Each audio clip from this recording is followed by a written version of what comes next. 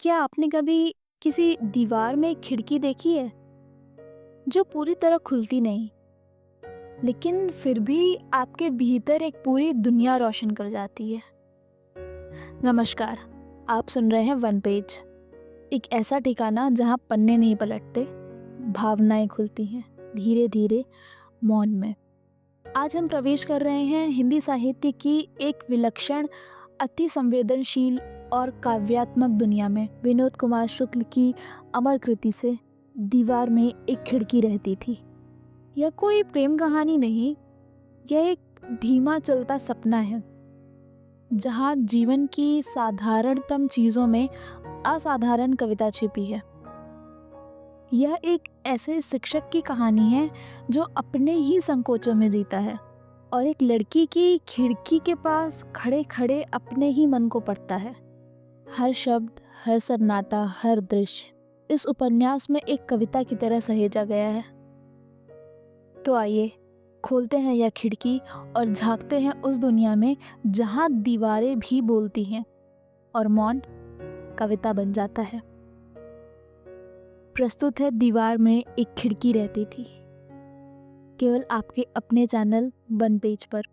शहर के किसी शांत कोने में, किसी भूले बिसरे मोहल्ले की पुरानी सी बिल्डिंग में रहता है वह नायक, एक हिंदी शिक्षक। लेकिन वह सिर्फ एक शिक्षक नहीं, बल्कि एक ऐसा व्यक्ति है जिसकी उपस्थिति से अधिक उसकी अनुपस्थिति बोलती है।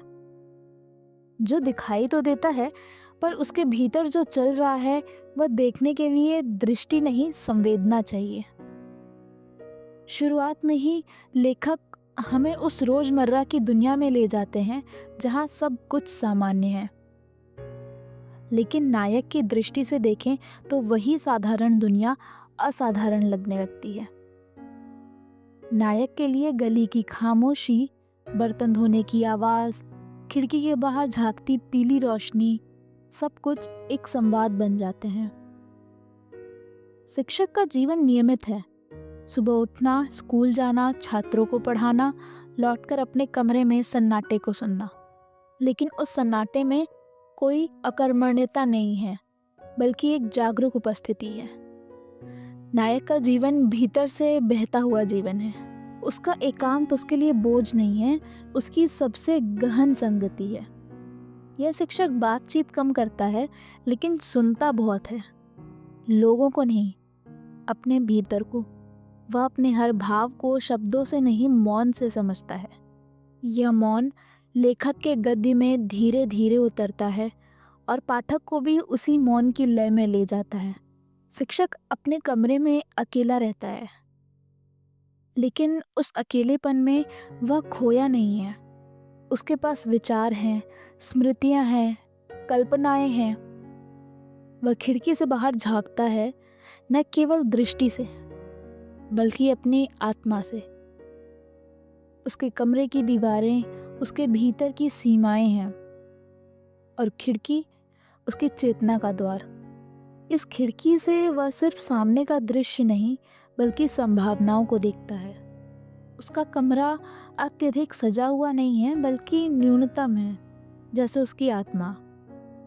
लेकिन वह हर वस्तु को महसूस करता है, जैसे कमरे की दीवारों में उसकी अपनी चुप्पियां बसी हों। हर वस्तु में वह अर्थ खोजता है, जैसे कुर्सी केवल बैठने की नहीं, प्रतीक्षा की वस्तु हो। जैसे टेबल केवल पढ़ाई की नहीं, स्मृतियों को टिकाने की जगह हो। शिक्षक को लोगों से डर नहीं लगता, लेकिन वह उनसे अलग बना रहता है। वह समाज से संवाद नहीं करता, पर समाज को लगातार पढ़ता है। वह अपने छात्रों के व्यवहार, सहकर्मियों की उपेक्षा और समाज की गति को देखकर केवल खींचता नहीं है, बल्कि उसमें कविता ढूंढता है। इस दृष्टिकोण में एक काव्यात्मक करुणा है, एक ऐसा दृष्टिकोण जो चीज़ों को उनके सामान्य रूप में नहीं, उनके अर्थपूर्ण मौन में देखता है। शिक्षक प्रेम नहीं करता, लेकिन प्रेम की संभावना उसके भीतर बहती है, जैसे किसी बिना बारिश के मौसम में बादल तैर रहे हों। वह अकेला है, लेकिन खाली नहीं। उसका अकेलापन एक बोध है, एक वरण है, एक प्रतिरोध है। उस जीवन से जो ज़्यादा बोलता है, कम सुनता है। यह भाग हमें शिक्षक के मन के गलियारों में ले जाता है, जहाँ हर भावना बिना कहे आकार ले रही है। वह नायक नहीं है किसी पारंपरिक अर्थ में, न कोई संघर्षशील हीरो, न कोई महान चिंतक, बल्कि एक ऐसा आम आदमी है जो असामान्य रूप से देखता है, सोचता है और महसूस करता है।